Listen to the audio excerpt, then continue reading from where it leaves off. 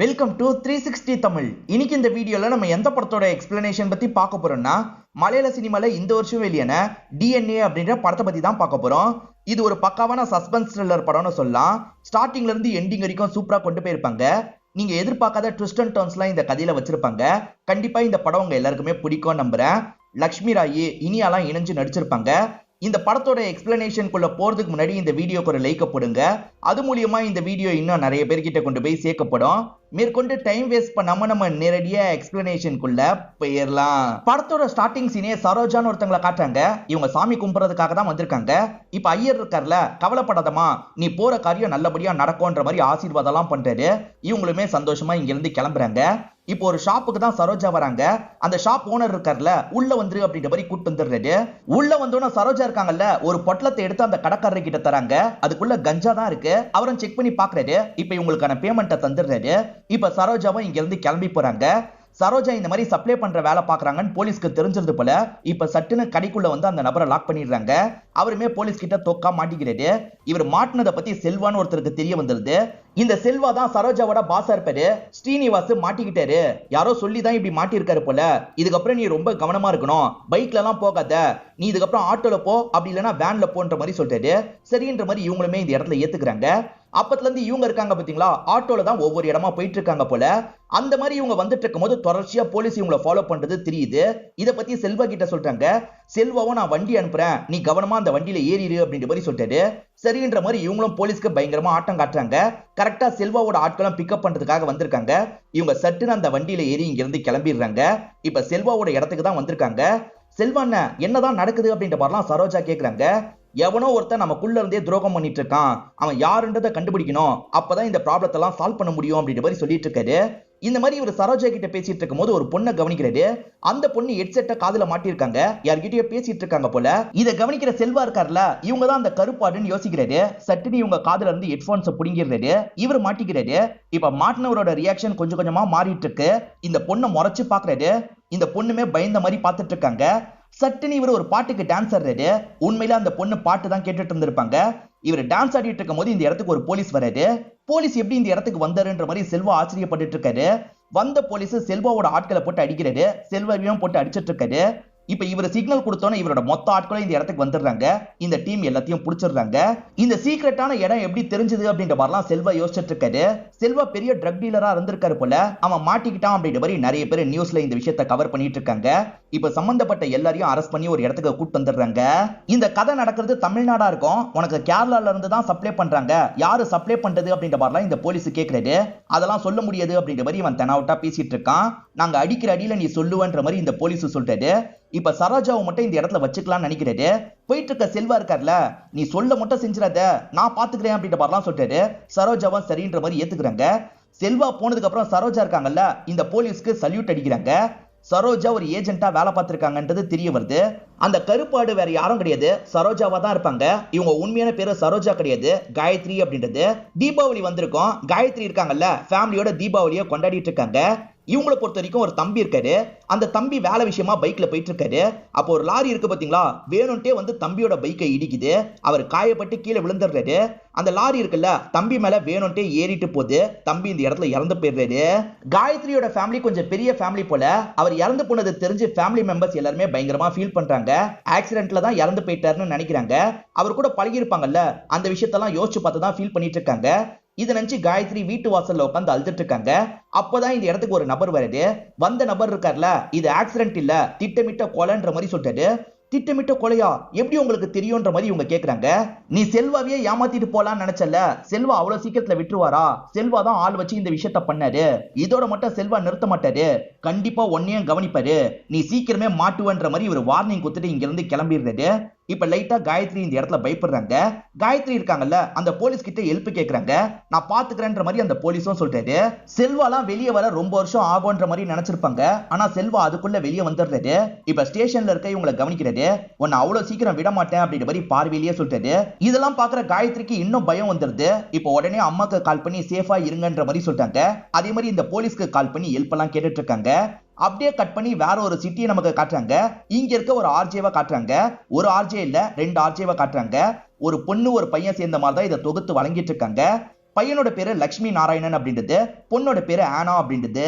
இவங்க 2 பேர் தான் 6 மாசத்துக்கு மேல இந்த ப்ரோக்ராம தொகுத்து வழங்கிட்டு இருக்காங்க. இது மூலியமா இவங்களுக்குள்ள ஒரு பாண்டிங் கிரியேட் ஆகுது. இவர் இன்னைக்கு வெளியே போலான்னு சொல்றாரு, ஆனாவா சரின்ற மாதிரி ஏத்துக்கிறாங்க. அப்படியே கட் பண்ணி நமக்கு வேற ஒரு சீனை காட்டுறாங்க. இப்ப முகுந்தன் ஒருத்தர் ஒரு கடைக்கு வராரு. தெரிஞ்ச அண்ணன் கிட்ட சில பொருள்லாம் வாங்குறதுக்காக தான் வந்திருக்காரு. இவர் வாங்கிட்டு இருக்கும் போது போன் கால் வருது. பக்கத்து வீட்டு பையன் தான் கால் பண்ணிருக்கான். உங்க வீட்டுல இருந்த டாக் காணோன்ற மாதிரி சொல்றான். பக்கத்துல எங்கேயாவது போயிருக்கோன்னு சொல்லிட்டாரு. இல்ல உங்க வீடு முழுக்கவே காணோம், நீங்க என்ன ஏதுன்னு கொஞ்சம் பாத்துக்கோங்க அப்படின்ற மாதிரி சொல்றான்.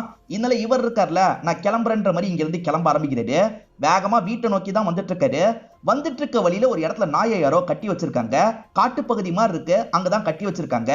நீ எப்படி இங்க வந்தன்ற மாதிரிலாம் நாயை பார்த்து கேட்டுட்டு இருக்காரு. இப்ப கலட்டி விடுறாரு. கலட்டி விட்டோன்னா காட்டுப்பகுதியை நோக்கி ஓடுது.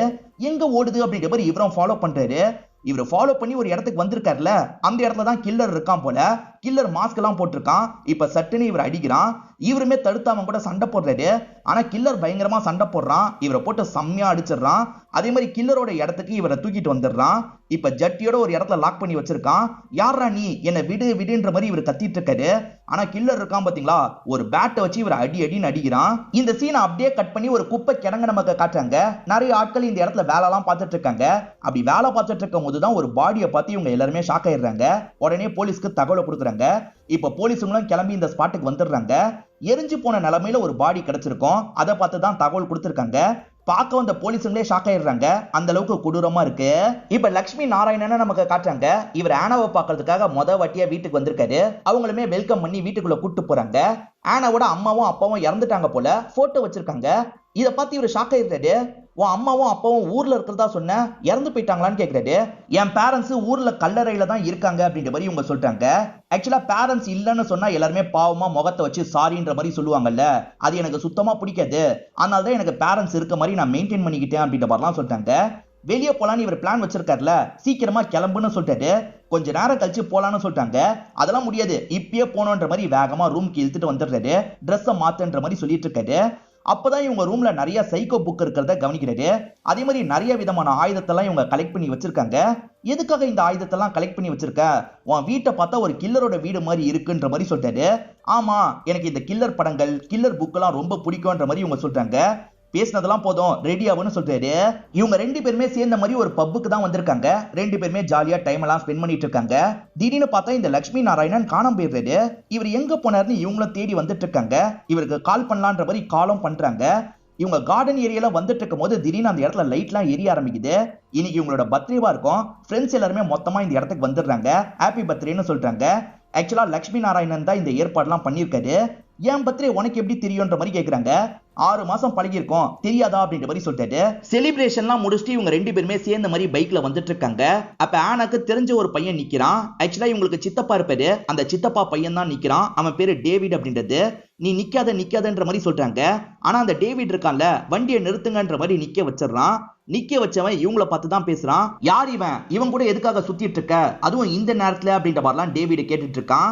இது என்னோட லைஃப், நான் விருப்பப்பட்ட மாதிரி தான் வாழுவேன், எனக்கு அட்வைஸ் பண்ற வேலை எல்லாம் வச்சுக்காதன்ற மாதிரி இவங்களும் கோவப்படுறாங்க. டேவிட் தேவையில்லாம நிறைய வார்த்தையெல்லாம் விட்டுட்டு இருக்கான். ஹீரோ பெருசா கோவப்பட மாட்டாரு. ஆனா கோவப்பட்டு அடி அடின்னு சொல்றாங்க. ஆனா ஹீரோ இருக்காருல, நம்ம ஒரு நாள் பகல்ல தெளிவா பேசிக்கலான்ற மாதிரி இங்க இருந்து கிளம்பிடுறாரு. நான் அடிக்க சொல்லியும் எதுக்காக அடிக்கலன்னு ஆனா கேக்குறாங்க. நைட்ல சண்டை போட்டா நல்லா இருக்காது, பகல்ல என்னைக்காவது வரட்டும் சண்டை போடுறன்ற மாதிரி சொல்லிட்டாரு. இப்படி வந்துட்டு இருக்கும் போது அவன் இருக்கான்ல, ஒரு இடத்துல வண்டியை நிறுத்திடுறான். இந்த வாட்டி டேவிட் ஃப்ரெண்ட்ஸ் எல்லாம் கூட்டு வந்திருக்கான். திரும்பி கலாட்டா பண்ண ஆரம்பிக்கிறான். பிரச்சனை எல்லாம் வேணான்ற மாதிரி லட்சுமி நாராயணன் சொல்றாரு. ஆனா டேவிட் கேட்கிற மாதிரியே இல்ல, பயங்கரமா பிரச்சனை பண்றான். வண்டியை விட்டு இறங்கலாம் சொல்றான். இதனால லட்சுமி நாராயணன் டென்ஷன் ஆயிடுறாரு. அவன் கூட சண்டை போடுறாரு. டேவிட் ஆட்களும் சண்டை போடுறதுக்காக வராங்க. லட்சுமி நாராயணன் எல்லாரையும் போட்டு பயங்கரமா அடிக்கிறாரு.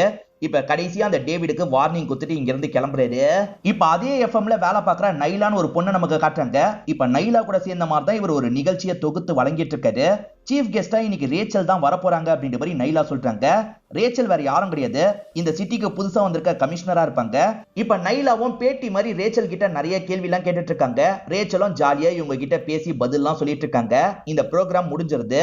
ஆக்சுவலா ஒரு பாடி கிடைச்சது பாத்தீங்களா, அது சார்ந்த விசாரணை நடந்துட்டு இருக்கு. அதை பத்தி 2 பேர் கமிஷனர் கிட்ட சொல்றதுக்காக வராங்க. இவங்க 2 பேருமே கமிஷனருக்கு அடுத்த போஸ்டிங்ல இருக்கவங்களா இருப்பாங்க. கமிஷனரும் போஸ்ட்மார்ட்டம் யார் பண்றது அப்படின்ற மாதிரி கேக்குறாங்க. இவங்க 2 பேருமே டாக்டரோட பேரை சொல்றாங்க. அந்த டாக்டரை பார்த்து பேசலான்ற மாதிரி கமிஷனரும் அந்த இடத்துக்கு வந்துடுறாங்க. டாக்டர் கிட்ட எந்த மாதிரி இந்த கொலை நடந்திருக்குன்ற மாதிரி கேக்குறாங்க. கொலை பண்ணவன் ஒரு நாளுக்கு மேல டார்ச்சர் பண்ணிருக்கான், அதுக்கப்புறம் தான் எரிச்சு சாவடிச்சிருக்கான். சோ ரொம்ப கோவத்துல தான் இந்த விஷயத்த பண்ணிருக்கான்றதை நம்மளால புரிஞ்சுக்க முடியுது. அதே மாதிரி கண்டிப்பா இது தொடரும் அப்படின்ற மாதிரி சொல்லிட்டு எதை வச்சு தொடரும்னு சொல்றீங்க அப்படின்ற மாதிரி இவங்க கேக்குறாங்க. ஒரு காரணம் இருக்குன்ற மாதிரி இவர் எக்ஸ்பிளைன் பண்றாரு. இவங்களுக்கு ஒரு பாடி கிடைச்சது பாத்தீங்களா, அதோட வாய்க்குள்ள இவங்களுக்கு ஒரு பென்டிரைவ் கிடைச்சிருக்கும். நிச்சயமா இது மூலியமா உங்ககிட்ட ஏதோ சொல்றதுக்கு அவன் ட்ரை பண்றான், அதனால தான் சொல்றேன் இது சீரியல் கில்லிங்கா இருக்க வாய்ப்பு இருக்கு அப்படின்ற மாதிரி சொல்லிட்டு இவங்களுமே பென்டிரைவ்ல என்ன இருக்கு பார்க்கணும்ன்ற மாதிரி பாக்குறாங்க. கொல்லப்பட்ட நபரோட பேரு முகுந்தன் அப்படின்றது. முகுந்தன் நான் பண்ண தப்புக்கு தான் எனக்கு தண்டனை கிடைக்குதுன்ற மாதிரி சொல்லிட்டாரு. அந்த கில்லர் தான் அப்படி சொல்றான் போல. இப்ப கில்லர் இருக்கான் பாத்தீங்களா, அவர் அதே இடத்துல எரிக்கிறான். அதை ஃபுட்டேஜா எடுத்திருக்கான். அதை தான் இவங்களுக்கு அனுப்பி வச்சிருக்கான். டு பி கண்டினியூட் அப்படின்ற மாதிரி தான் போட்டு அனுப்பி வச்சிருக்கான். சோ இது இதோட நிக்காது, இதுக்கப்புறமா அவன் கொலைகள் பண்ண வாய்ப்பு இருக்கு, நம்ம எப்படியாவது அதை ஸ்டாப் பண்ணோம் அப்படின்ற மாதிரிலாம் இவங்க சொல்றாங்க. இந்த முகுந்தனை பொறுத்த வரைக்கும் தனி ஆளா இருப்பாரு, ஒரு பிசினஸ் தான் ரன் பண்ணிட்டு இருக்காரு. இவரை பத்தி டீடைலா எனக்கு தெரியணும்ன்ற மாதிரி அசிஸ்டன்ட் கிட்ட சொல்றாங்க. இவங்களுக்கு 2 அசிஸ்டன்ட் இருக்காங்கல்ல, அதுல ஒரு அசிஸ்டன்ட் பேரு முரளி அப்படின்றது, இன்னொரு அசிஸ்டன்டோட பேரு ஆனந்த் அப்படின்றது. இப்ப கோபின்னு ஒருத்தரை காட்டுறாங்க. இவர் பெரிய பணக்காரரா இருப்பாரு, தந்தத்தை வாங்கணும்ன்ற மாதிரி ஒருத்தர் கிட்ட காசெல்லாம் நிறைய தந்திருக்காரு. சீக்கிரமா அந்த தந்தம் எனக்கு வந்துடணும் அப்படின்ற மாதிரி கடவுள் கிட்ட வேண்டிட்டு இருக்காரு. அப்பதான் கோபியோட அசிஸ்டன்ட்டுக்கு போன் கால் வருது. பேசி முடிச்சவர் பயங்கரமா ஷாக் ஆயிடுறாரு. ஆக்சுவலா முகுந்தன் கிட்ட தான் தந்தம் வேணும்ன்ற மாதிரி காசை தந்திருப்பாங்க. ஆனா முகுந்தன் இறந்து போயிட்டாருன்னு உங்களுக்கு தெரிய வருது. முகுந்தன் கிட்ட காசு கொடுத்ததை பத்தி போலீஸ் கிட்ட சொல்லலாம்னு நினைக்கிறாங்க. இப்ப போலீஸை பார்த்து இந்த விஷயத்தெல்லாம் சொல்லிட்டு இருக்காங்க. முகுந்தனை பொறுத்த வரைக்கும் பிசினஸ் பண்றவரு, அவர் எதுக்காக இந்த சீப்பான விஷயத்தெல்லாம் பண்ண போறாரு, அவர் மேல பொய்யா குற்றச்சாட்டு வைக்காதீங்க அப்படின்ற மாதிரி போலீஸுங்க சொல்லிட்டு இருக்காங்க. சார் உண்மையிலேயே அவன் இந்த வேலை தான் பண்ணிட்டு இருக்கான், அது தெரிஞ்சதுனால தான் எங்களுக்கு வேணும்ன்ற மாதிரி நாங்க கேட்டோம். முகுந்தன் இந்த வேலை தான் பண்றான்றதுக்கு எங்க கிட்ட ஒரு ஆதாரமும் இருக்குன்ற மாதிரி ஒரு ஃபுட்டேஜை காட்டுறாங்க. ஆக்சுவலா முகுந்தன் கூட இவங்க ஒரு பார்ட்டி பண்ணிருப்பாங்க. பார்ட்டில கோபி பயங்கரமா சரக்கடிச்சு ஜாலியா பேசிட்டு இருக்காரு. கோபியோட அசிஸ்டன்ட் இருக்காரு பாத்தீங்களா, எல்லாரையும் வளைச்சு வீடியோ எடுத்துட்டு இருக்காரு. அந்த மாதிரி தள்ளி போன்ல பேசிட்டு இருக்க முகுந்தனையும் வீடியோ எடுக்கிறாரு. அவர் தந்த விஷயமா தான் யார்கிட்டயோ பேசிட்டு இருக்காரு. இவர் பக்கத்துல கேமராவோட வரத பார்த்து கேமராவை நிறுத்துங்க, இதெல்லாம் ரெக்கார்ட் பண்ணாதீங்க அப்படின்ற மாதிரி முகுந்தன் சொல்லியிருப்பாரு. ஆக மொத்தத்துல முகுந்தன் தந்த விஷயமா யார்கிட்டயோ பேசியிருக்காரு, அந்த வேலையை தான் பண்ணிருக்காருன்னு உங்களுக்கு தெரியுது. இத பத்திலாம் கமிஷனர் ரேச்சல் கிட்ட சொல்றாங்க. சொசைட்டில அவனை நல்லவன் மாதிரி காமிச்சுக்கிட்டாலும் இந்த மாதிரி வேலைலாம் அவன் பண்ணிருக்கான், இதுல யாராவது கோவப்பட்டு பண்ணிருக்க வாய்ப்பு இருக்கான்ற மாதிரி ரேச்சல் யோசிக்கிறாங்க. அதே மாதிரி காசு கொடுத்தவர் காசு வேணும்ன்ற மாதிரிலாம் கேட்டுட்டு இருக்காரு. நீங்க பண்ணதே தப்பு, இதுக்கப்புறம் இந்த மாதிரிலாம் பண்ணாதீங்க, உங்க காசுலாம் கிடைக்காதுன்னு சொல்றாங்க. ஆனாவும் லட்சுமி நாராயணனும் வெளியே வச்சு மீட் பண்றாங்க. என் ஃபேமிலியை பத்தி கேட்டியே, உன் ஃபேமிலியை பத்தி சொல்லுன்ற மாதிரி ஆனா கேக்குறாங்க. இவருமே இவரோட ஃபேமிலியை பத்தி சொல்லிட்டாரு. ஃபேமிலியில இருக்க ஒவ்வொருத்தரோட வேலையை பத்தியும் அவங்க எவ்வளவு பிடிக்கும்ன்றத பத்தியும் சொல்லிட்டு இருக்காரு. இப்படி ஒவ்வொருத்தரை பத்தியா சொல்லிட்டு இருக்கும் போது ஆனா இருக்காங்கல்ல, இன்னொருத்தி ரொம்ப அழகா இருப்பா, அவளை பொறுத்த வரைக்கும் டான்ஸ் சூப்பரா ஆடுவான்ற மாதிரிலாம் சொல்றாங்க. அது யாருன்ற மாதிரி இவர் கேட்கிறாரு. வேற யாரு, உன் பொண்டாட்டி நான் தான் அப்படின்ற மாதிரி இவங்க சொல்றாங்க. இவருமே சடனா இந்த இடத்துல சிரிக்க ஆரம்பிச்சிடுறாரு. இவங்களை பொறுத்த வரைக்கும் பரதநாட்டியம் டான்சர் போல. இப்ப இந்த இடத்துல ஒரு சாங் வருது. இவங்க 2 பேருமே கொஞ்சம் பழகுற மாதிரிலாம் நமக்கு இந்த சாங்ல காமிக்கிறாங்க. 2 பேருமே க்ளோஸா லவ் பண்ண ஆரம்பிச்சிட்டாங்க போல. இப்ப சார்லின்ற ஒரு நபரை காட்டுறாங்க. காட்டுப்பகுதி வழியே இவர் கார்ல வந்துட்டு இருக்காரு. ஒரு பொண்ணு கிட்ட பேசிக்கிட்டே தான் வந்துட்டு இருக்காரு. அந்த பொண்ணோட பேரு ரேவதி அப்படின்றது. 2 பேருமே பயங்கரமா ஃப்ளோட் பண்ற மாதிரி பேசிட்டு இருக்காங்க. குறுக்க ஒரு காட்டு பண்ணி போது இவர் பயத்துல கத்திடுறாரு. என்னாச்சு அப்படின்ற மாதிரிலாம் ரேவதி கேக்குறாங்க. சட்டுன்னு காட்டு பண்ணி போச்சுன்ற மாதிரி சொல்லிட்டாரு. சரி பார்த்து வண்டியை ஓட்டுன்ற மாதிரி ரேவதி காலை கட் பண்ணிடுறாங்க. மேற்கொண்டு சார்லி கார்ல வந்துட்டு இருக்காரு. அப்ப நடு ரோட்ல வேணும்ட்டே யாரோ ஆணியெல்லாம் தூக்கி போடுறாங்க. இவர் வண்டி பஞ்சர் ஆகணும்ன்றதுக்காக போடுறாங்க. இவரோட வண்டியும் பஞ்சர் ஆயிருது. வண்டி பஞ்சர் ஆயிருச்சு அப்படின்ற மாதிரி ஃபீல் பண்ணிட்டாரு. யாரோ போட்டுதான் இப்படி ஆச்சுன்றது இவருக்கு தெரிய மாட்டேங்குது. இப்ப திரும்பி போன் கால் வருது. யாருன்னு பார்த்தா இவரோட ஒய்ஃப் தான் போன்ல பேசுறாங்க. அப்ப ரேவதி இவருக்கு யாருன்னு தெரியல. இவரோட ஒய்ஃப் பேரு மெர்லின் அப்படின்றது. எங்க இருக்கீங்கன்னு கேக்குறாங்க. வண்டி பிரேக் டவுன் ஆயிருச்சு, நான் வரதுக்கு லேட் ஆகும், நீ படுன்ற மாதிரிலாம் ஒய்ஃப் கிட்ட சொல்லிட்டு இருக்காரு. அப்பன்னு பார்த்து இந்த வழியா ஒரு ஆம்புலன்ஸ் வந்துட்டு இருக்கு. இவருமே கையை காமிச்சு நிறுத்திடுறாரு. என் வண்டி இந்த மாதிரி பஞ்சர் ஆயிருச்சு, வண்டியில லிஃப்ட் தர முடியுமான்னு கேக்குறாரு. ஏறுங்கன்ற மாதிரி அந்த நபர் சொல்லிட்டாரு போல. இவரும் வண்டியில உட்காந்துடுறாரு. ஒருத்தர் லிஃப்ட் தந்திருக்காரு, நான் சீக்கிரமா வந்துருவேன்னு நினைக்கிறேன்ற மாதிரி ஒய்ஃப் கிட்ட சொல்லிட்டு இருக்காரு. இப்ப அர்ஜென்ட்டா பாத்ரூம் வருதுன்ற மாதிரி வண்டியை நிறுத்த சொல்லிட்டாரு. அவர் வண்டியை நிறுத்தணும்னு இவரும் பாத்ரூம் போயிட்டு இருக்காரு. இப்ப முடிச்சுட்டு திரும்புறாரு. பார்த்தா மாஸ்க் போட்டு யாரோ நின்னுட்டு இருக்காங்க. இவர் கூட வந்த டிரைவர் தான் மாஸ்க் போட்டு நின்னுட்டு இருக்காரு போல. இவர் பார்த்து ஷாக் ஆயிடுறாரு. 2 பேருக்கும் இந்த இடத்துல பயங்கரமா சண்டை நடக்குது. ஒரு ஸ்டேஜ்ல கில்லர் இருக்கான்ல, சார்லிய பயங்கரமா அடிச்சிடறான். அவனோட இடத்துக்கு கூட்டு வந்து லாக் பண்ணிடுறான். முகுந்தனை எப்படி லாக் பண்ணி டார்ச்சர் பண்ணானோ அதே மாதிரிதான் இவரையும் டார்ச்சர் பண்ணிட்டு இருக்கான். யாரா நீ, என்ன விடுன்ற மாதிரிலாம் இவர் சொல்லிட்டு இருக்காரு. ஆனா அந்த கில்லர் இருக்கான் பாத்தீங்களா, சுத்தமா கண்டுக்கவே மாட்டான். இப்ப காலையில சமயம் மெர்லின் இருக்காங்க பாத்தீங்களா, நேரடியா ரேச்சலை பார்த்து பேசுறதுக்காக வந்துடுறாங்க. ரேச்சலும் என்ன விஷயம்னு கேக்குறாங்க.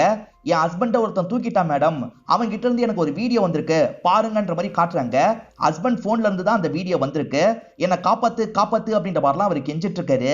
கடைசியா ஒரு ஆம்புலன்ஸ்ல ஏறினதா என்னோட ஹஸ்பண்ட் சொன்னாரு அப்படின்ற மாதிரி மெர்லின் சொல்லிட்டு இருக்காங்க. அங்க ஒரு காரை நிறுத்தினாரு பாத்தீங்களா, அதை இவங்க எடுத்துட்டு வந்துட்டாங்க. செக் பண்றதுக்காக ரேச்சல் வந்துடுறாங்க. கார்க்குள்ள ஏதாவது கிடைக்குமா அப்படின்ற மாதிரிலாம் தேடி பாக்குறாங்க. பிரோஜனமா எதுவும் கிடைக்க மாட்டேங்குது. ஆனா ஒரு இடத்துல ஒரு ஃபாரின் நம்பரை எழுதி வச்ச மாதிரி இருக்கு. இவர் தான் எழுதி வச்சிருக்காரு, ஏன் எழுதி வச்சிருக்காரு அப்படின்ற மாதிரிலாம் யோசிக்கிறாங்க. இதெல்லாம் ரேச்சல் பார்த்துட்டு இருக்கும் போது ஆனந்த் இருக்கார்ல, மேடம் சார்லியோட போன் ஆன் ஆயிருக்கு அப்படின்ற மாதிரி சொல்லிட்டாரு. உடனே அந்த ஸ்பாட்டுக்கு போலான்ற மாதிரி இவங்க சொல்றாங்க. எல்லாருமே சேர்ந்த மாதிரி அந்த ஸ்பாட்டுக்கு போயிட்டு இருக்காங்க. ஒரு காட்டு பகுதியில தான் காட்டுது. சரி எல்லாருமே மொத்தமா போவோன்ற மாதிரி எல்லாருமே மொத்தமா அந்த பகுதியை நோக்கி வந்துட்டு இருக்காங்க. ஒரு ஆம்புலன்ஸ்ல கில்லர் ஏத்துனா பாத்தீங்களா, அந்த ஆம்புலன்ஸ் தான் நிக்குது. இவங்களுமே கதவை திறந்து பாக்குறாங்க. பார்த்தா அவரோட பாடி இருக்கு. இத பாக்குற இவங்க எல்லாருமே செம்மையா ஷாக் ஆயிடுறாங்க. இங்கதான் படத்தோட இன்ட்ரோல போடுறாங்க. மொத வாட்டி டார்ச்சர் பண்ண வீடியோவை அனுப்பி வச்சான் பாத்தீங்களா, ரெண்டாவது வாட்டியும் டார்ச்சர் பண்ண வீடியோவை அனுப்பி வச்சிருக்கான். டாக்டருமே அந்த வீடியோவெல்லாம் இவங்க கிட்ட தந்துடுறாரு. அவருமே பாத்துடுறாரு. இந்த அளவுக்கு டார்ச்சர் பண்ணிருக்கான், ரொம்ப கோவத்துல தான் இந்த விஷயத்த பண்ணிட்டு இருக்கான்னு நினைக்கிறேன் அப்படின்ற மாதிரிலாம் சொல்லிட்டாரு. மெர்லின்மே அந்த வீடியோவை பார்த்திருப்பாங்க போல, ஃபீல் பண்றாங்க. மெர்லின் நீங்க கவலைப்படாதீங்க, இதுக்கு காரணமான யாரா இருந்தாலும் சரி நான் விட மாட்டேன் அப்படின்ற மாதிரிலாம் இவங்களும் மெர்லினுக்கு ஆறுதல் சொல்லிட்டு இருக்காங்க. இப்ப காலையில சமயம் அந்த ஸ்பாட்டுக்கு வந்து ஃபிங்கர் பிரிண்ட் ஏதாவது கிடைக்குமான்ற மாதிரி பார்த்துட்டு இருக்காங்க. ஃபிங்கர் பிரிண்ட் உங்களுக்கு கிடைக்குது. பாடியை போடுறதுக்காக வரும்போது தான் ஃபிங்கர் பிரிண்ட் பட்டிருக்கு போல. அதை கிரிமினல் ரெக்கார்டோட செக் பண்ணி பார்க்கணும்னு நினைக்கிறாங்க. ஆம்புலன்ஸ்ல தானே கில்லர் சார்லியை கூட்டு போயிருக்கான். வழியில 2-3 சிசிடிவி இருக்கும். அதோட ஃபுட்டேஜ் எல்லாம் அனுப்பி வைக்க சொல்லி இங்க இருக்க ஆனந்த் சொல்லிட்டாரு. கொஞ்ச நேரத்துல ஃபுட்டேஜ் எல்லாமே உங்களுக்கு வந்துருது. அந்த ஃபுட்டேஜ்ல அவன் தெரியவானா அப்படின்ற மாதிரி இவங்க செக் பண்ணி பாக்குறாங்க. அந்த ஃபுட்டேஜ்ல சார்லி தான் தெளிவா தெரியுறாரு. ஆனா கில்லர் தெரிய மாட்டான். தெரியலன்ற மாதிரிலாம் கோவப்படுறாங்க. இதுக்கு முன்னாடி கிரைம் பண்ணவங்க கூட மேட்ச் பண்ணி பாருங்கன்ற மாதிரி அவங்க சொன்னாங்கல்ல, ஆனந்தமே மேட்ச் பண்ணி பார்த்திருப்பாரு. எதுவுமே மேட்ச் ஆகல மேடம். சோ புதுசா ஒருத்தன் தான் இதை பண்ணிட்டு இருக்கான் போல அப்படின்ற மாதிரிலாம் ஆனந்த் சொல்லிட்டு இருக்காரு. இதை தாண்டி ஒரு இன்ஃபர்மேஷன் கிடைச்சிருக்கு அப்படின்ற மாதிரி சொல்லிட்டாரு. என்ன கிடைச்சிருக்குன்ற மாதிரி இவங்க கேக்குறாங்க. அப்படியே இந்த சீனை கட் பண்ணிடுறாங்க. சார்லி கூட ரேவதின்னு ஒருத்தங்க பேசினாங்கல்ல, அவங்க விலை மாதுவா இருப்பாங்க. அவங்க கிட்ட ஒரு பையன் பேசிட்டு இருக்கான். அவன் இருக்கான்ல, எனக்கு ஒரு வயசு பொண்ணு வேணும், நீங்க சீக்கிரமா வாங்க, நான் காசை தந்துடுறேன் அப்படின்ற மாதிரிலாம் சொல்றான். நீ காசு அனுப்பு, அப்பதான் கூட்டிட்டு வருவன்ற மாதிரிலாம் ரேவதி சொல்லிட்டாங்க. சரி நான் காசை போடுறேன்ற மாதிரி அவனுமே காசை போட்டுறான். அதுக்கப்புறம் தான் ரேவதியா அவன் சொல்ற இடத்துக்கு அந்த பொண்ணை கூட்டு வராங்க. நீ கேட்ட மாதிரியே ஒரு பொண்ணை கூட்டு வந்திருக்கேன் அப்படின்ற மாதிரிலாம் இவங்க கிட்ட சொல்லிட்டு இருக்காங்க. அப்பதான் ரேச்சலும் ஒரு கார்ல இருந்து சட்டுன்னு வெளியே வராங்க. ஆக்சுவலா இது போலீஸ் தான், திட்டமிட்டு தான் ரேவதியை வர வச்சிருக்காரு போல. இப்ப இவங்க இருக்காங்கல்ல, நீ சார்லி கிட்ட கடைசியா பேசியிருக்க, சார்லிக்கும் உனக்கும் என்ன சம்பந்தம் அப்படின்ற மாதிரிலாம் கேட்டுட்டு இருக்காங்க. சார்லி என்னோட கிளைண்ட் தான், என் கூட ஒன்னா இருந்துட்டு தான் போனாரு அப்படின்ற மாதிரி சொல்லிட்டாங்க. அப்ப நீ கில்லருக்கு வேலை பார்த்திருக்க, சார்லி போற வழியா சொல்லியிருக்க, கில்லர் கதையை முடிச்சிருக்கான் அப்படிதானன்ற மாதிரி கேக்குறாங்க. அப்படிலாம் கிடையாது, நான்லாம் பண்ணலன்ற மாதிரி இவங்க சொல்றாங்க. சரி உனக்கு முகுந்தனை தெரியுமான்ற மாதிரி கேக்குறாங்க. இந்த லேடியும் கொஞ்ச நேரம் யோசிச்சுட்டு தெரியாதுன்னு சொல்றாங்க. பொய்யா சொல்றன்ற மாதிரி ரேச்சல் பலார்னு கண்ணத்துல ஒரு அறை விடுறாங்க. ஆக்சுவலா இந்த லேடி, சார்லி, முகுந்தன் 3 பேருமே சேர்ந்த மாதிரி ஒரு போட்டோ எடுத்திருப்பாங்க. அந்த போட்டோ இவங்களுக்கு சார்லியோட போன்ல தான் கிடைச்சிருக்கும். இதுக்கு என்ன சொல்ல போறேன்ற மாதிரி கேக்குறாங்க. உண்மை என்னன்னா முகுந்தனும் சார்லியும் ஃப்ரெண்ட்ஸ், 2 பேருமே சேர்ந்து கூட என்ன பாக்குறதுக்காக வந்திருக்காங்க. முகுந்தன் மேல இப்ப தந்தம் கேஸ் இருக்குல்ல, அந்த கேஸ் என் மேல விழுந்துட கூடாதுன்றதுக்காக தான் முகுந்தனை தெரியாதுன்னு சொன்னேன். மத்தபடி இதுதான் உண்மை மேடம், கில்லருக்கும் எனக்கும் சம்பந்தம் இல்ல அப்படின்ற மாதிரிலாம் சொல்றாங்க. இப்ப மெர்லின் ரேச்சலை பாக்குறதுக்காக வந்திருக்காங்க. ஆக்சுவலா சிங்கப்பூர்ல இருந்து ஒரு நபர் என்கிட்ட பேசினாரு. அவர் பேரு பீட்டர்னு சொன்னாரு. என் ஹஸ்பண்டோட ஃப்ரெண்ட் தான். ஆனா எனக்கு அந்த நபரை பத்தி தெரியாது, என் ஹஸ்பண்ட் சொன்னதே இல்லைன்னு சொல்றாங்க. அவர் ஒரு ஆடியோ நோட் அனுப்பியிருக்காரு, கேளுங்கன்ற மாதிரி கேட்க வைக்கிறாங்க. அந்த பீட்டர் இருக்கார்ல, சார்லியை இழந்து நீ எவ்வளவு கஷ்டப்படுவேன்றதை என்னால புரிஞ்சுக்க முடியுது தங்கச்சி. நான் அங்கதான் கிளம்பி வந்துட்டு இருக்கேன். சீக்கிரமே சம்பந்தப்பட்டவன நான் பழி வாங்குறேன் அப்படின்ற மாதிரிலாம் சொல்லியிருக்காரு. ஆனா மெர்லினுக்கு அந்த பீட்டர் யாருன்னே தெரியல. சுத்தமா தெரியலையான்னு கேக்குறாங்க. தெரியல அப்படின்ற மாதிரி மெர்லின் சொல்லிட்டாங்க. திரும்பி அந்த நபர் கால் பண்ணா பொறுமையா பேசி அவன் யாரு என்னன்னு தெரிஞ்சுக்க பாருங்கன்ற மாதிரி சொல்றாங்க. மெர்லினோ சரின்ற மாதிரி ஏத்துக்கிறாங்க. ஆக்சுவலா அவர் சிங்கப்பூர்ல இருக்கார்ல, அந்த சிங்கப்பூர் நம்பர் தான் அந்த சார்லியோட கார்ல எழுதி இருக்கும். இப்பதான் இந்த விஷயங்கள் உங்களுக்கு தெளிவா புரியுது. சிங்கப்பூர்ல பீட்டர் யாருன்றதை கண்டுபிடிச்சிடுறாங்க. அவன் கேரளாக்கு வரதுக்கு டிக்கெட்லாம் புக் பண்ணியிருக்கான். அவன் வந்ததுல இருந்து ஃபாலோ பண்ணும் அப்படின்ற மாதிரிலாம் இவங்க முரளி கிட்ட பேசிட்டு இருக்காங்க. இப்ப முரளியும் வெளியே கிளம்ப ஆரம்பிக்கிறது. அப்பன்னு பார்த்து இந்த இடத்துக்கு லட்சுமி நாராயணன் இருக்கார்ல, அந்த நைலான்ற பொண்ணு கூட இந்த இடத்துக்கு வந்திருக்காரு. யாருன்ற மாதிரி இந்த முரளியும் ஒரு பார்வை பார்த்துட்டு இருக்காரு. மேடமா தான் பார்க்க வந்திருக்கோன்ற மாதிரி இவங்க 2 பேருமே சொல்றாங்க. இப்ப உள்ள இருக்க ரேச்சலை பாக்குறதுக்காக வந்துடுறாங்க. ரேச்சல் ஒரு பேட்டி தந்தாங்கல்ல, அது எனக்கு ஆடியோவா தாங்கன்ற மாதிரி கேட்டிருப்பாங்க. அதை தரதுக்காக தான் ரெண்டு பேருமே வந்திருக்காங்க. உட்காருங்கன்ற மாதிரி உட்கார வச்சு இவங்க பேச ஆரம்பிக்கிறாங்க. பேசிட்டு இருக்கும் போது ஆனந்த் கிட்ட இருந்து போன் கால் வருது. மேடம், அவன் நினைச்சதை விட சீக்கிரமாவே வந்துட்டான். ஏர்போர்ட்ல இருந்து அவனை நான் ஃபாலோ பண்ணிட்டு இருக்கேன் அப்படின்ற மாதிரி சொல்லிட்டாரு. விட்டுறாதீங்க, அப்படியே ஃபாலோ பண்ணிட்டு இருங்க அப்படின்ற மாதிரிலாம் இவங்க இந்த இடத்துல பேசிட்டு இருக்காங்க. இப்ப ரேச்சல் உடனே மெர்லினுக்கு கால் பண்றாங்க. அவன் ஏர்போர்ட்டுக்கு வந்துட்டான், உங்க வீட்டுக்கு தான் வரான் போல, நீங்க பொறுமையா அவங்க கிட்ட பேசிட்டு இருங்க, நாங்க வீட்டுக்கு வந்து பாத்துக்கிறோம் அப்படின்ற மாதிரிலாம் ரேச்சல் சொல்லிட்டு இருக்காங்க. இப்ப நான் கொஞ்சம் வேலையா இருக்கேன், நீங்க கிளம்புறீங்களான்ற மாதிரி அவங்க கிட்ட சொல்றாங்க. சரி மேடம் அப்படின்ற மாதிரி அவங்க ரெண்டு பேருமே இங்க இருந்து கிளம்பிடுறாங்க. கார்ல வந்துட்டு இருக்க பீட்டரை இப்பதான் நமக்கு காட்டுறாங்க. பீட்டர் மெர்லினுக்கு தான் கால் பண்ணிட்டாரு. தங்கச்சி, ஒன்ன பாக்குறதுக்காக தான் நான் வந்துட்டு இருக்கேன், கவலைப்படாத, சார்லியை கொன்னவன நான் விட மாட்டேன் அப்படின்ற மாதிரிலாம் சொல்லிட்டு இருக்காரு. சார்லிக்கு நீங்க எந்த விதத்துல பழக்கம் சொல்லுங்கன்ற மாதிரிலாம் இவங்க கேக்குறாங்க. அதுக்குள்ள அவர் இன்னொன்னு கால் வருதுமா, நான் கொஞ்ச நேரம் கழிச்சு பேசுறேன்ற மாதிரி காலை கட் பண்ணிடுறாரு. இப்ப இன்னொன்னு காலை அட்டன் பண்ணிட்டாரு. ஒரு லேடி தான் பேசுறாங்க. அந்த லேடி இவரை கிண்டல் பண்ற மாதிரி பேசுறாங்க. நான் தான் இந்த 2 கொலையும் பண்ணேன், ஒன்னையும் கொல்ல போறேன், தைரியம் இருந்தா ஒரு இடத்துக்கு வான்ற மாதிரி அந்த லேடி சொல்லிட்டாங்க. பொம்பளை நீ கூப்பிடும் போது நான் வரமாட்டேனா, வரன்ற மாதிரி இவர் சொல்றாரு. இப்ப அந்த பகுதிக்கு கிளம்பிட்டு இருக்கவர் மெர்லினுக்கு கால் பண்ணிட்டாரு. ஒரு பொண்ணு தான் இந்த விஷயத்த பண்ணிருக்காமா, நான் அவளோட கதையை முடிச்சுட்டு உன் வீட்டுக்கு வரன்ற மாதிரிலாம் சொல்லிட்டாரு. இவங்க இருக்காங்கல்ல, உடனே இந்த விஷயத்த ரேச்சல் கிட்ட சொல்லணும்ன்ற மாதிரி ரேச்சலுக்கு கால் பண்ணி சொல்றாங்க. எது இதெல்லாம் பண்ணிட்டு இருக்கிறது ஒரு பொண்ணான்ற மாதிரி ரேச்சலும் ஷாக் ஆயிடுறாங்க. அவன் எங்க போறானோ அந்த இடத்துக்கு நம்ம போலான்ற மாதிரி நினைக்கிறாங்க. பிரச்சனை என்னன்னா, போலீஸ் அவனை பாத்துக்கிட்டே இருந்தாங்கல்ல, கோட்டை விட்டுறாங்க போல, அவன் எங்க போனான்னு தெரியலன்ற மாதிரி ரேச்சல் கிட்ட சொல்றாங்க. ரேச்சலும் இதை கேட்டு பயங்கரமா டென்ஷன் ஆகுறாங்க. இந்த பீட்டர் கார்ல வந்துட்டு இருக்கும் போது இந்த ஆனந்த் இருக்கார்ல, ஒரு இடத்துல மடக்குறாரு. பீட்டர் கிட்ட கொஞ்ச நேரம் பேசிட்டு இருக்காரு. போலான்ற மாதிரி அனுப்பி வைக்கிறாரு. கொஞ்ச நேரத்திலேயே பின்னாடி ரேச்சல் வந்துடுறாங்க. பீட்டர் எங்கன்னு தெரிய வந்ததா அப்படின்ற மாதிரி கேக்குறாங்க. எங்கன்னே தெரியல மேடம், மிஸ் ஆயிட்டான் அப்படின்ற மாதிரிலாம் ஆனந்த் சொல்லிட்டு இருக்காரு. ஆனா கொஞ்ச நேரத்துக்கு முன்னாடி தான் பீட்டர் கிட்ட இவர் பேசினாரு. எதுக்காக ரேச்சல் கிட்ட இந்த மாதிரி பொய் சொல்றாருன்னு தெரியல. அந்த லேடி ஒரு இடத்துக்கு வர சொன்னாங்கல்ல, அந்த இடத்துக்கு பீட்டர் வந்துடுறாரு. அந்த பில்டிங்கோட உச்சில தான் அந்த லேடி நின்னுட்டு இருக்காங்க போல. உன்னை விட மாட்டேன்ற மாதிரி பீட்டர் கோவமா அந்த இடத்துக்கு வராரு. இப்ப அந்த கில்லருமே இவர் கூட சண்டை போட ஆரம்பிக்கிறான். இவன் பயங்கரமா சண்டை போடுறான். ஒரு லேடி இப்படி சண்டை போட வாய்ப்பு இல்லைன்ற மாதிரி இவர் யோசிச்சுட்டு இருக்காரு. ஒரு ஸ்டேஜ்ல அவன் பயங்கரமா அடிச்சிடறான்.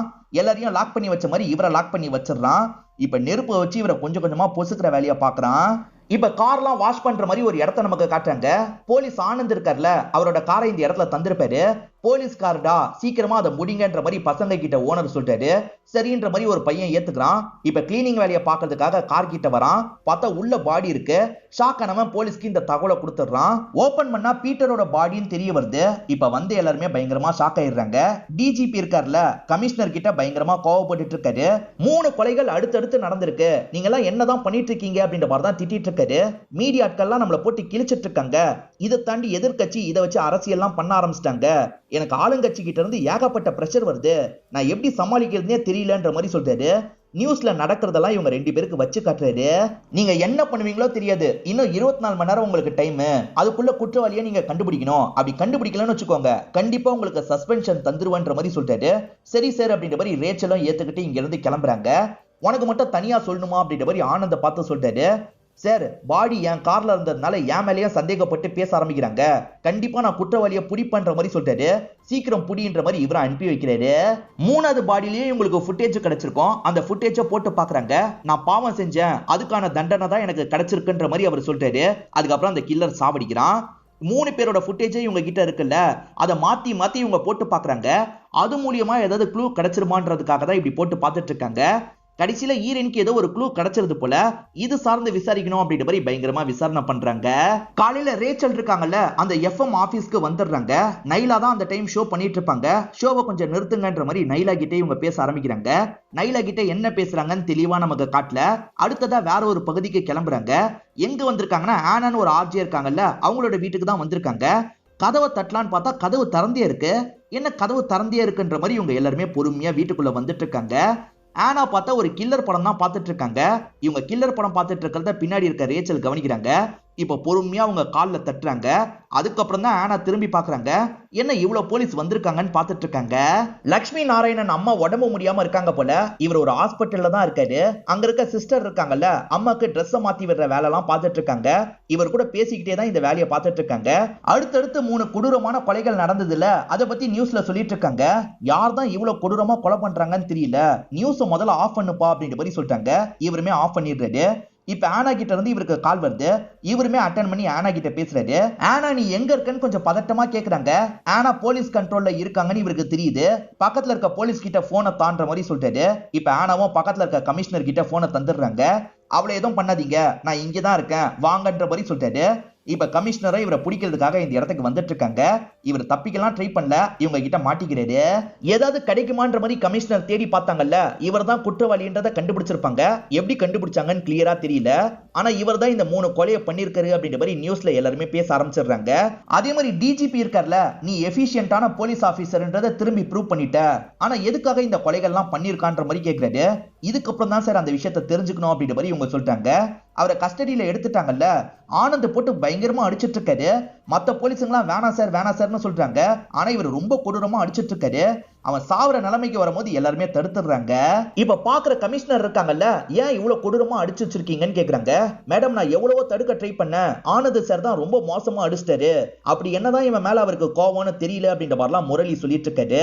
இப்ப உள்ள இருக்க லட்சுமி நாராயணா இருக்காருல்ல, அவருக்குள்ளேயே கொஞ்சம் பேசிட்டு இருக்காரு. கையெல்லாம் அசைச்சு என்னமோ பண்ணிட்டு இருக்காரு. ஒண்ணுன்ற மாதிரி விரல காமிச்சிட்டு இருக்காரு. இவர் பண்ணிட்டு இருக்கிறதெல்லாம் வெளியே இருந்து டாக்டர் அப்சர்வ் பண்றாரு. அவன் இன்னும் ஒரு கொலை பண்ணோன்னு நினைக்கிறேன், அதை பத்தி தான் யோசிச்சுட்டு இருக்கான் அப்படின்ற மாதிரி சொல்றாரு. நம்ம போய் பேசலான்ற மாதிரி ரேச்சல் நினைக்கிறாங்க. இன்னும் ஒரு கொலை பண்ணோம் போலியே, அதை பத்தி தானே யோசிச்சுட்டு இருக்க, இன்னொன்னு கொலைய பண்ண விட மாட்டேன்ற மாதிரிலாம் இவங்க சொல்றாங்க. அதெல்லாம் இருக்கட்டும், நான் தான் கில்லர்னு எப்படி கண்டுபிடிச்சீங்கன்ற மாதிரி இவர் கேட்கிறாரு. இவங்களுமே சில விஷயங்களை சொல்றாங்க. ஃபுட்டேஜ்ல ஏதாவது கிடைக்குமான்ற மாதிரி திரும்ப திரும்ப பார்த்தாங்கல்ல. ஆக்சுவலா அவன் கத்தியை வச்சு டார்ச்சர் பண்ணிட்டு இருப்பான். அப்ப அந்த கத்தியில ஒரு சைடு இவனோட ஃபேஸ் தெரிஞ்சிருக்கும். ஃபேஸ் தெரிஞ்சிருக்காது, கண்ணு தெரிஞ்சிருக்கும். அதை வச்சே இவங்களுக்கு லைட்டா டவுட் வந்திருக்கும். உன் மேல டவுட் வந்தோன்னா உன் ஃபிங்கர் பிரிண்ட்டை செக் பண்ணணும்னு நினைச்சேன். நீ பென்ட்ரைவை எடுத்துட்டு வந்து எனக்கு தந்த பாத்தியா, அந்த பென்ட்ரைவ்ல உன்னோட ஃபிங்கர் பிரிண்ட் இருந்தது, அதை மேட்ச் பண்ணி பார்த்தேன்ற மாதிரி சொல்லிட்டாங்க. மேடம், கிரைம் ஸ்பாட்ல கிடைச்ச ஃபிங்கர் பிரிண்டோட மேட்ச் ஆகுதுன்ற மாதிரி ரிப்போர்ட் வந்திருக்கும். இப்படிதான் கண்டுபிடிச்சன்ற மாதிரிலாம் இவங்க கிட்ட சொல்றாங்க. 3 கொலைகள் பண்ணிருக்க, எதுக்காக இந்த 3 கொலைகளை பண்ண, ஒழுங்கா சொல்லுன்ற மாதிரி கேக்குறாங்க. நீங்க சொன்ன மாதிரி எனக்கு இன்னொரு டார்கெட் இருக்கு, அவன் கதையும் முடிச்சுட்டு உங்ககிட்ட பொறுமையா எல்லாத்தையும் எக்ஸ்பிளைன் பண்றேன் அப்படின்ற மாதிரிலாம் கிண்டல் பண்றான். டாக்டரும் மயக்க மருந்து தரலாம்னு நினைக்கிறாரு. அவங்க கிட்ட அதை சொல்ல முடியாதுல்ல, பெயின் கில்லர் போட போறேன் பொறுத்துக்கோன்ற மாதிரி சொல்லிட்டாரு. அவன் போடும் போது என்ன சொல்றானா, இது பெயின் கில்லர் இல்ல, என்ன மயக்கமாக்குறதுக்காக தானே போட போறீங்க, பரவாயில்ல போட்டுக்கோங்கன்ற மாதிரி சொல்றான். இப்ப டாக்டருமே அவன் கையில போட்டுறாரு. இப்ப கொஞ்சம் டீப் ஸ்லீப்புக்கு அவன் போறான். ஆழ்நிலையில இருக்கும் போது பேசலான்ற மாதிரி இவருமே ரேச்சலை வர வச்சிடுறாரு. எப்படி இந்த விஷயத்தெல்லாம் பண்ணன்ற மாதிரி இவங்க கேட்டுட்டு இருக்காங்க. ஒவ்வொரு கொலையும் இவன் எப்படி பண்ணான்றதை விஷுவலா நமக்கு காட்டுறாங்க. ஒவ்வொரு வாட்டியும் மாஸ்க் போட்டு காமிச்சாங்கல்ல, இப்ப மாஸ்க் இல்லாம நமக்கு காமிச்சிட்டு இருக்காங்க. அது வரைக்கும் சொல்லிட்டு இருக்காம மயங்கிடுறான். மேடம், இதுக்கப்புறம் 6 மணி நேரம் கழிச்சு தான் முடிப்பான்னு டாக்டர் சொல்றாரு. இப்ப முரளியும் சில தகவலை சேகரிச்சிருக்காரு. அது என்னன்னு பாத்தீங்கன்னா, வாய்ஸை மாத்துற மாதிரி ஒரு ஆப் அவன் போன்ல வச்சிருப்பான். அந்த ஆப் மூலியமா தான் பொண்ணு மாதிரி பேசியிருக்கான்றதை கண்டுபிடிச்சிருக்காரு. அதே மாதிரி இவனோட டவர் ரேஞ்ச் அடிக்கடி ஒரு இடத்துக்கு போயிட்டு வந்திருக்கு, அது இவனோட சீக்ரெட் பிளேஸா இருக்க வாய்ப்பு இருக்குன்னு சொல்லிட்டாரு. அந்த இடத்துக்கு போலான்ற மாதிரி இவங்க சொல்றாங்க. இப்ப ரேச்சலும் டீமும் சேர்ந்த மாதிரி அந்த இடத்துக்கு வந்துடுறாங்க. ஆக்சுவலா இவன் ஒரு இடத்துல கொலை பண்ணுவான்ல, அந்த இடமா தான் இது இருக்கும். இங்க ஏதாவது கிடைக்குமான்ற மாதிரி தேடி பார்த்துட்டு இருக்காங்க. அப்படி தேடி பார்த்துட்டு இருக்கும் போது பிளே மீன்ற மாதிரி போட்டிருக்கு. இவனே ஒரு வீடியோ வச்சு பிளே பண்ணி பாருங்கன்னு போட்டிருக்கான். அந்த வீடியோவை பிளே பண்ணி இவங்க கேட்க ஆரம்பிக்கிறாங்க. நீங்க இந்த வீடியோவை பார்க்கும்போது நான் 3 கொலைகள் பண்ணியிருப்பேன், இதெல்லாம் எதுக்கு பண்ணிருக்கேன்னு உங்களுக்கு புரிய மாட்டேங்குதுல, புரிய வைக்கிறேன்ற மாதிரி அதுக்கான காரணத்தை இவன் எக்ஸ்பிளைன் பண்ண ஆரம்பிக்கிறான். இப்பதான் ஸ்டார்டிங் விட்ட காயத்ரி கதையை நமக்கு காட்டுறாங்க. காயத்ரி தம்பி இறந்து போனதுல இருந்து எல்லாருமே ஃபீல் பண்ணிட்டு இருந்தாங்கல்ல. ஒரு ஃபங்க்ஷன் முடிச்சுட்டு இவங்க எல்லாருமே சேர்ந்த மாதிரி நைட்டு வீட்டுக்கு வராங்க. வீட்டுக்குள்ள நுழையும் போது வீட்டுக்குள்ள ஒரு 3 ஆண்கள் இருக்காங்க. சட்டுன்னு இவங்களை லாக் பண்றாங்க. யாருன்னு பார்த்தா கொல்லப்பட்ட அந்த 3 பேர் தான் இருப்பாங்க. செல்வா கேரளால இருக்கவங்களுக்கு தானே வேலை பாக்குறாரு, அது இவங்க 3 பேரா தான் இருக்கும். இவங்க 3 பேருமே லேடிஸை டார்ச்சர் பண்ணிட்டு இருக்காங்க. இவங்க 3 பேருக்கு சப்போர்ட்டிவா வேற ஒருத்தனும் இருந்தான்ற மாதிரி அந்த நபரோட பேர் அவர் சொல்றாரு. இதை கேட்டு பயங்கரமா ரேச்சல் ஷாக் ஆயிடுறாங்க. இப்ப ரேச்சல் இருக்காங்கல்ல, உடனே டிஜிபிக்கு கால் பண்ண ட்ரை பண்றாங்க. ஆனா டிஜிபி போன் எடுக்க மாட்டாரு. இப்ப ரேச்சல் தமிழ்நாட்டு போலீஸ்க்கு கால் பண்றாங்க. அந்த கேஸை பத்தி டீட்டெயில சொல்லுங்கன்ற மாதிரி கேக்குறாங்க. தமிழ்நாட்டு போலீஸும் டீட்டெயிலாம் சொல்லிடுறாரு. இப்ப ஆனந்த நமக்கு காட்டுறாங்க. இவருக்கு வேண்டிய ஆட்களை கூட்டிட்டு அந்த செல்லுக்கு வந்துடுறாரு. செல்லுல இருக்க அந்த லட்சுமி நாராயணனை போட்டு பயங்கரமா அடிச்சிட்டு இருக்காரு. உன்னை பத்தி அப்ப தெரியாது, தெரிஞ்சிருந்தா அப்பயே உன் கதையை முடிச்சிருப்பேன், இப்பதான் உன்னை பத்தி தெரிய வந்திருக்கு அப்படின்ற மாதிரிலாம் இந்த இடத்துல லட்சுமி நாராயணனை போட்டு பயங்கரமா அடிக்கிறாரு. அவங்க 3 பேருக்குமே இவர் சப்போர்ட்டிவா இருந்தாருன்னு நமக்கு காட்டுறாங்க. இந்த 3 பேருமே வீட்டுல இருக்க லேடிஸை டார்ச்சர் பண்ணாங்கல்ல, அப்போ ஒரு பொண்ணு மட்டும் தப்பிச்சு ஓடிட்டு இருப்பா. எங்கடி ஓட பாக்குறன்ற மாதிரி ஆனந்த் அந்த இடத்துக்கு வந்திருப்பாரு. ஆக மொத்தத்துல இவங்க 4 பேர் சேர்ந்துதான் இந்த விஷயத்த பண்ணிருப்பாங்க. இத பத்தி தான் ரெக்கார்ட் பண்ண வீடியோல இந்த லட்சுமி நாராயணன் சொல்லியிருப்பாரு. இந்த 4 பேருமே சேர்ந்து வீட்டுல இருக்க பொண்ணுங்களெல்லாம் ரேப் பண்ணிட்டு இருக்காங்க. அதுக்கப்புறம் தான் செல்வா கிட்ட போன்ல பேசிட்டு இருக்காங்க. வேலையெல்லாம் முடிஞ்சிருச்சு, ஆளுங்களை வச்சு எரிச்சிரு அப்படின்ற மாதிரி சொல்லிட்டாங்க. அதெல்லாம் நான் பாத்துக்கிறேன், நீங்க கிளம்புங்க அப்படின்ற மாதிரி செல்வா சொல்றாரு. இவங்க எல்லாருமே இங்க இருந்து கிளம்பிடுறாங்க. அதுக்கப்புறம் செல்வா ஆட்கள் 2 பேரும் இந்த இடத்துக்கு வந்துடுறாங்க. இந்த வீட்டை எரிக்கிறதுக்கான வேலையெல்லாம் பார்த்துட்டு இருக்காங்க. வீட்டுல இருக்க எல்லாருமே எரிஞ்சிட்டாங்கன்னு நினைச்சல, அதுதான் இல்லன்ற மாதிரி லட்சுமி நாராயணா நடந்த விஷயத்த சொல்ல ஆரம்பிக்கிறாரு. இப்பதான் நமக்கும் நடந்ததை காட்டுறாங்க. காயத்ரியோட அம்மாவோ ஒரு ரூம்ல லாக் பண்ணி வச்சுட்டு தான் இவனுங்க 3 பேருமே தப்பா நடந்திருப்பாங்க. இப்ப அவங்க கதவை திறந்து வெளியே வந்து பாக்குறாங்க. 3 பொண்ணுங்களும் ரேப் செய்யப்பட்டிருக்கிறது தெரிய வருது. இவங்களால தனியா 3 பொண்ணுங்களையும் தூக்கிட்டு போக முடியாதுல்ல. இவங்க ஒரு கதவை திறந்து வெளியே வந்து ஹெல்ப்லாம் கேட்டுட்டு இருக்காங்க. அந்த சமயம் தான் காயத்ரியோட தம்பியான இவர் வந்திருப்பாரு. தம்பி கிட்ட அம்மா விஷயத்த சொல்றாங்க. 2 பேருமே சேர்ந்த மாதிரி உள்ள இருக்கவங்கள காப்பாத்தலாம் நினைக்கிறாங்க. அதுக்குள்ள வீடு பத்தி எரிஞ்சிட்டு இருக்கு. இவங்களால சுத்தமா காப்பாத்த முடியல. இவங்க கண் முன்னாடியே வீட்டுல இருக்க எல்லாருமே இறந்து போயிருப்பாங்க. லட்சுமி நாராயணன் அம்மா சொல்லி தான் இதுல சம்பந்தப்பட்டவங்களை பத்தி எல்லாம் இவருக்கு தெரிய வந்திருக்கும். ஒவ்வொருத்தரா காலி பண்ணிருப்பாரு. இதை கேட்டுட்டு இருக்க ஆனந்த் இருக்கார்ல, இவரை சாவடிக்கிறதுக்கு ட்ரை பண்றாரு. ஆனா இவ்வளவு நேரம் அடி வாங்கிட்டு இருந்த லட்சுமி நாராயணா தடுத்து சண்டை போடுறாரு. இப்ப இந்த இடத்துல பயங்கரமா சண்டைலாம் நடந்துட்டு இருக்கு. அதே சமயம் ரேச்சலும் ஆளுங்களும் இந்த இடத்துக்கு வந்துடுறாங்க. அவர் எங்கன்ற மாதிரிலாம் தேடிட்டு இருக்காங்க. காயப்பட்டு விழுந்திருக்க ஆட்கள் கிட்ட எங்கன்னு கேக்குறாங்க. ரூம்குள்ள தான் இருக்காங்கன்னு ஒரு ரூமை காட்டுறான். இவங்க வேகமா அந்த ரூமை நோக்கி வந்துட்டு இருக்காங்க. இவங்க வந்து பார்க்கும் போது ஆனந்த் அந்த இடத்துல இறந்து போயிருக்காரு. கொலை பண்ணிட்டு லட்சுமி நாராயணா உட்காந்து இருக்காரு. நான் பண்ண வேண்டியதை முடிச்சிட்டேன், இதுக்கப்புறம் என்ன பண்ணுமோ பண்ணிக்கோங்க அப்படின்ற மாதிரி சொல்லிட்டாரு. இப்ப கமிஷனர் இருக்காங்கல்ல, டிஜிபிக்கு கால் பண்ணி இந்த தகவலை சொல்லிட்டாங்க. இவங்க அப்ப டிஜிபிக்கு ட்ரை பண்ணதுக்கு காரணம் என்ன தெரியுமா? ஆனந்த் குற்றவாளி, ஆனந்த் நீங்க புடிங்க, இவன் சாவடிக்க வாய்ப்பு இருக்குன்றத சொல்றதுக்காக தான் கால் பண்ணிருப்பாங்க. லட்சுமி நாராயணன் பழி வாங்க வேண்டியவங்கள பழி வாங்கிடுறாரு. இதோடயே இந்த படத்தை நமக்கு முடிச்சிடுறாங்க. ஆக்சுவலா ஆனாவை நம்ம சந்தேகம் பண்ணோன்றதுக்காக தான் ஆனாவை கொஞ்சம் வித்தியாசமாலாம் நமக்கு காமிச்சிருப்பாங்க. இந்த படத்துல வந்த ட்விஸ்ட் அண்ட் டர்ன்ஸ்லாம் உங்களுக்கு பிடிச்சிருக்கோம் நம்புறேன். இந்த வீடியோ உங்களுக்கு பிடிச்சிருந்ததுன்னா லைக் பண்ணுங்க, கமெண்ட் பண்ணுங்க, மறக்காம 360 தமிழ் சேனலை சப்ஸ்கிரைப் பண்ணுங்க. தொடர்ச்சியா இந்த மாதிரி வீடியோக்கள் வந்துகிட்டே தான் இருக்கும்.